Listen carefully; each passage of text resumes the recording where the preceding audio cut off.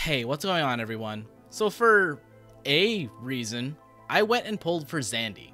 He wasn't necessarily a target, but a piece of my brain was saying, get him, do it. So I went harder than I reasonably should have. But he's purpled now, so if you want to T-pose your way to victory and find out what he does, what he offers to a team, and what I think of him, stick around and find out.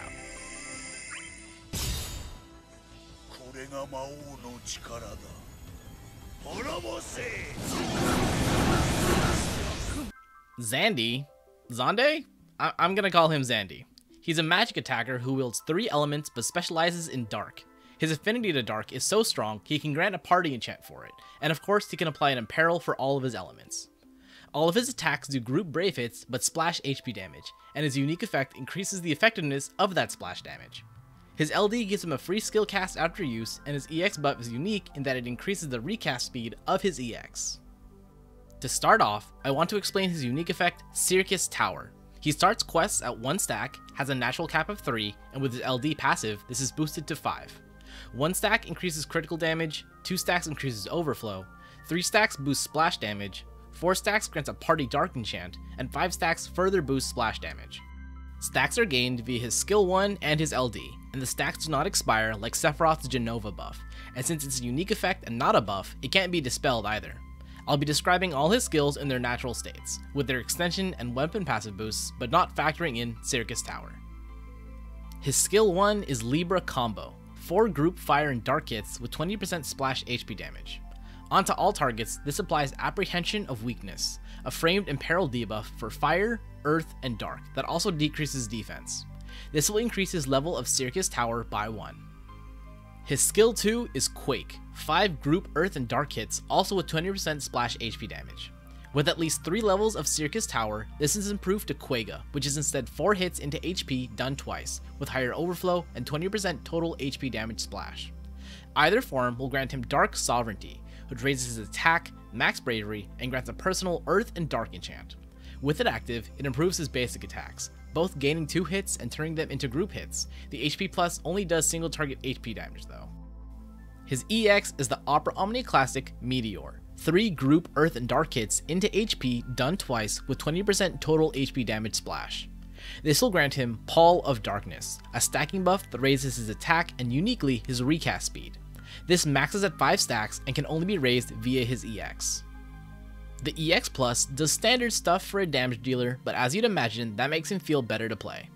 Realization adds 2 hits to both sets of brave attacks in his EX cast, so now it's 10 total hits instead of 6, as well as adding Potency and Overflow. 1 ingot is the stat boost. Kinda wish it focused more on attack, but free usable stats are free usable stats. 2 ingots give starting buffs and debuffs, Dark Sovereignty and 1 stack each of Syrcus Tower and Pall of Darkness, and then auto application of Apprehension of Weakness at the start of waves. 3 ingots is of course the real chunky ingot for any high damage dealer. Firstly, it adds 1 more set of attacks to the EX cast, becoming 15 total hits with 3 HP attacks, with more total potency of course. It also further enhances his basic attacks to 2+ forms, adding 1 more hit and giving the HP attack overflow. His LD is Destruction Quega, which first unbreaks any broken targets, then does 4 group earth and dark hits into HP twice with 50% total HP damage splash. This will grant him a free skill on next turn and will increase Syrcus Tower by 1. The LD passive raises his attack, and as mentioned earlier, you need it to unlock the 5 level cap on Syrcus Tower. Xande is an interesting one. He has not 1, but 2 forms of ramp up in his kit, he has nothing but group attacks, and all his skills do splashed HP damage. At its core, Xande is all about doing damage.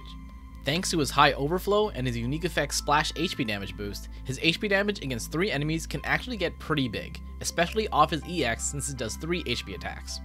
As the inverse to those points though, his single target damage is not the best without battery, he has no forms of brave return or brave gain, he is forced to use 4 skills to get Syrcus Tower up to max for full splash damage potential, and his EX buff needs to ramp up as well. He's a terrible friend unit since he can't immediately get his party dark enchant going, and with Lufenia's most commonly being 1 wave, he'll be at a natural disadvantage for like 15% of the fight or more, depending on what sort of turn manipulation you may have within that team. All that being said though, I don't think Xande's bad, I think he's just dependent on both team comp and enemy comp. Similar to the likes of Gao, 8, and 9, The more enemies he's against, the better. Splash damage also functions better than split damage in my opinion, due to how Overflow works with split HP damage. This is furthered by Xande's skills doing splash HP damage based on the total HP damage, meaning the more bravery he can fill in between HP hits, the stronger his final splash is going to be. Fewer hits between HP attacks works great with this within a group, which is obviously Xande's whole kit. If you saw my January preview, I described Xande as a dark-oriented Kuja, and I still stand by that. Having an aura-based enchant via a unique effect is a handy tool, although comparing the two directly, Kuja is more supportive and Xande is more offensive. If I were to place them on a line between the two aspects, Kuja is like just barely over the halfway point towards offenses thanks to his Lufenia armor letting the party break damage cap and his auras. Xande meanwhile is like way over here near pure attack.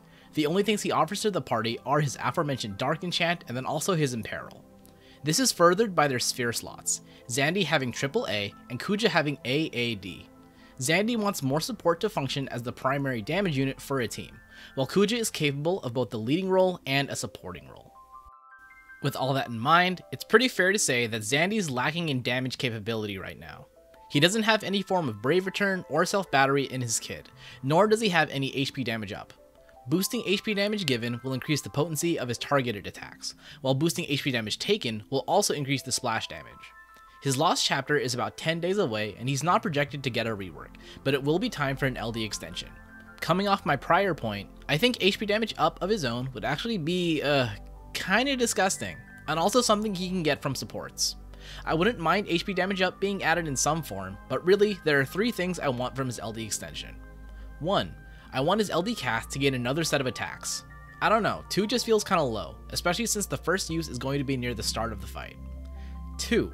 I wanted to give higher starting stacks of both Syrcus Tower and Pall of Darkness.